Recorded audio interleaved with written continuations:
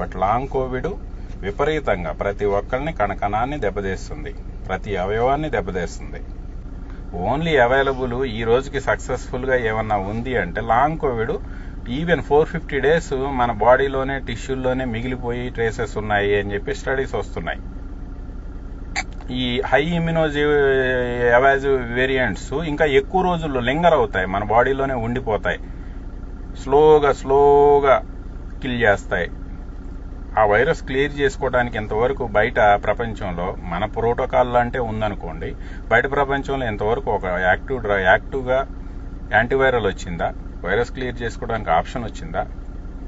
Replication ఇన్హిబిటర్ల గురించి ఆ రోజు మనం అంత మాట్లాడాం. ఈ రోజుకి ప్యాక్స్లోవిడ్ అని తీసుకొచ్చారు. ప్యాక్స్లోవిడ్ రిప్లికేషన్ ఆపింది, బట్ 18th డే రెసిస్టెన్స్ వచ్చి దాంట్లోంచి కొత్త మ్యూటేషన్లు వచ్చి మళ్ళీ 18th డోన్ మళ్ళీ కరోనా తిరిగి రియాక్టివేట్ అయింది. అంత గొప్ప మందులు తయారు చేశారు ప్యాక్స్లోవిడ్ అని ఫైజర్ వాళ్ళు. మోల్నోపిరావిర్ అయితే కొత్త మ్యూటాజెనిక్ కొత్త వేరియంట్లు తయారు చేసింది. ఆ కొత్త వేరియంట్లకి ఇప్పుడు మనం ఏదైతే కొత్తగా భయపడుతున్న ఈ కొత్త వేరియంట్లకి మూలం ఏదంటే మోల్నోపిరావిర్ అనేది స్ట్రాంగ్ ఒపీనియన్ ఉంది సైంటిఫిక్ కమ్యూనిటీలో. అంటే కొత్త వైరస్లు రావడానికి ఎంత సాయం చేయాలో అది మనం చేస్తాం, దాన్ని అరికడటానికి చేయాల్సిన పనులు మాత్రం మనం చేయం.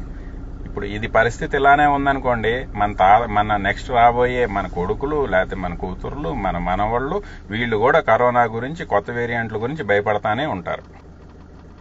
అట్లీస్ట్ ఎప్పటికైనా ఏంటంటే ఎఫెక్టివ్ యాంటీవైరల్స్, రిప్లికేషన్ ఇన్హిబిటార్స్ రెగ్యులర్గా ఏంటంటే ఈ ఫ్లూ వ్యాక్సినేషన్ ఎట్లాగా రెగ్యులర్ చేస్తున్నారో అదే టైప్లో అట్లీస్ట్ ఏంటంటే ఈ యాంటీవైరస్ ఫుడ్లో కలిపిపోయాయి.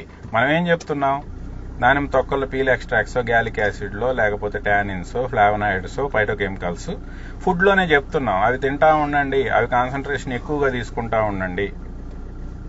క్వర్స్టైన్లో, ఫిజైటిన్లో, బర్బరైన్లో, బైకాలిన్లో ఇటువంటి చాలా మాలిక్యూల్స్ చెప్పాం.